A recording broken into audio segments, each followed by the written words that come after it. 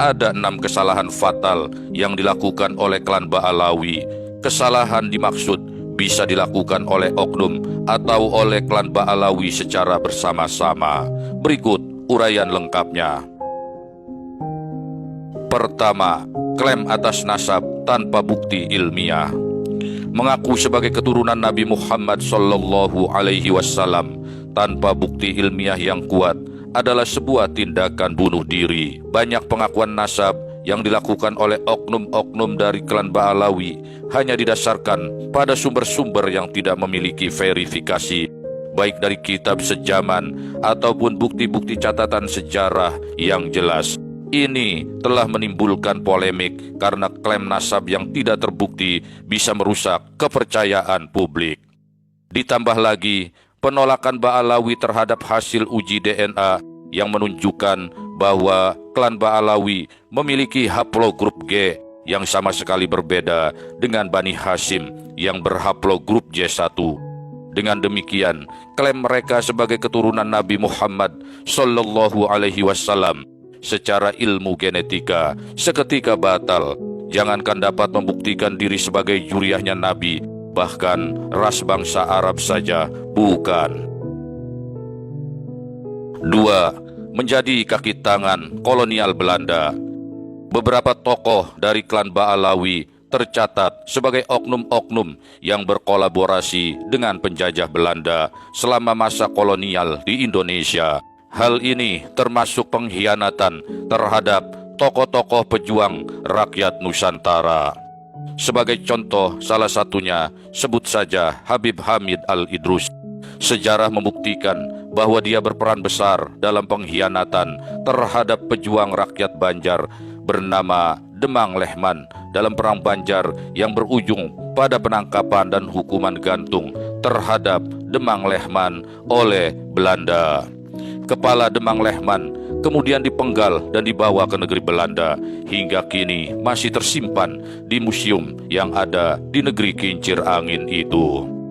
Berikutnya adalah Syarifah Fatimah. Dia merupakan ratu dan permaisuri dari penguasa kerajaan Banten, Sultan Zainal Arifin yang berkuasa pada periode 1733 hingga 1755. Syarifah Fatimah dipercaya pula sebagai agen VOC Belanda. Penguasa VOC Belanda sengaja mengirim Syarifah Fatimah untuk dijadikan istri Sultan Zainul Arifin guna mencegah kerajaan Banten bekerja sama dengan kerajaan Mataram. Dan disusupkannya Syarifah Fatimah ke dalam istana Banten ini adalah juga untuk memecah belah lingkaran dalam kerajaan Banten. Meskipun secara resmi Sultan Zainul Arifin adalah penguasa Kesultanan Banten, namun Syarifah Fatimah kemudian berhasil menjadi figur penting dan dominan dalam setiap kebijakan yang dikeluarkan oleh Kesultanan Banten. Dukungan yang sangat besar dari VOC Belanda juga memberikan banyak keuntungan baginya. Terlebih lagi, Belanda mendukung klaim Syarifah Fatimah yang dengan sengaja menyebut dirinya sebagai keturunan langsung Nabi Muhammad SAW, sehingga banyak rakyat Kesultanan Banten yang mempercayai dan mendukungnya. Sultan Zainul Arifin baru menyadari kesalahan dan kekeliruannya setelah Syarifah Fatimah mengangkat keponakannya sendiri untuk dijadikan sebagai putra mahkota. Sejak saat itulah Sultan Zainul Arifin terlihat mengalami gangguan kejiwaan, sehingga Syarifah Fatimah meminta bantuan pihak VOC Belanda untuk menangkap dan membuangnya ke Ambon hingga akhir hayatnya.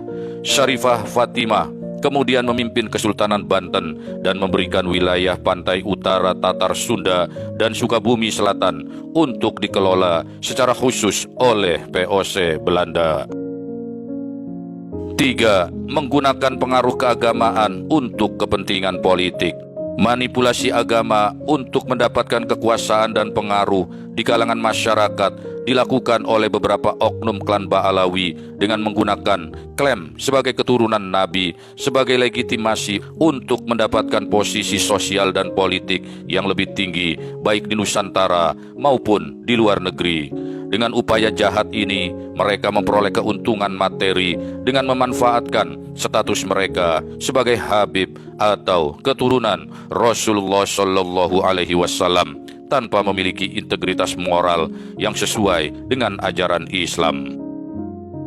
4. Menindas perlawanan santri dan kiai. Habib Utsman bin Yahya dikenal karena kolaborasinya dengan pemerintah kolonial Belanda. Dalam salah satu suratnya kepada Snokhorgrone, ia dilaporkan memberikan informasi dan strategi untuk melemahkan perlawanan para santri dan kiai, terutama terhadap kaum sufi dan ulama thariqah, khususnya di Banten. Kepada Snokhorgrone, Utsman juga meminta agar namanya disebut-sebut di hadapan pejabat Belanda.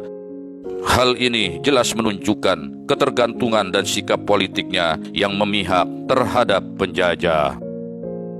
5. Menolak transparansi dalam proses verifikasi nasab.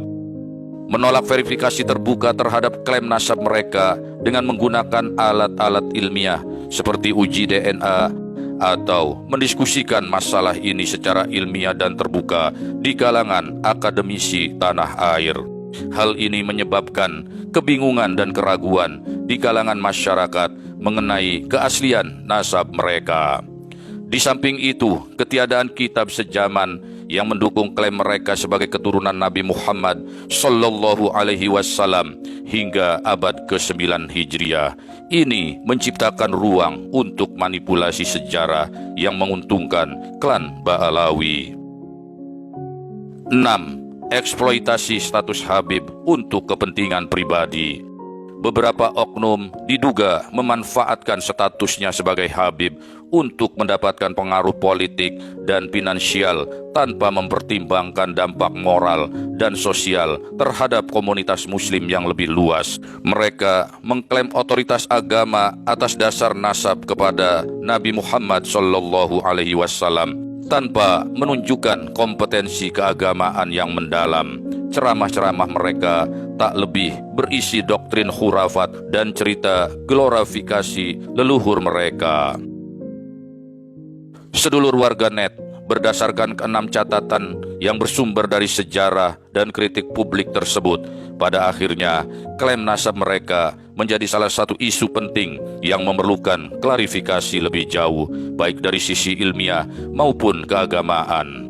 Upaya untuk membongkar klaim kebohongan nasab Ba'alawi secara ilmiah, terutama melalui uji DNA dan penelitian nasab, menjadi penting agar kebenaran dapat terungkap. Dengan demikian, keadilan dapat ditegakkan sesuai dengan prinsip amar ma'ruf nahi mungkar.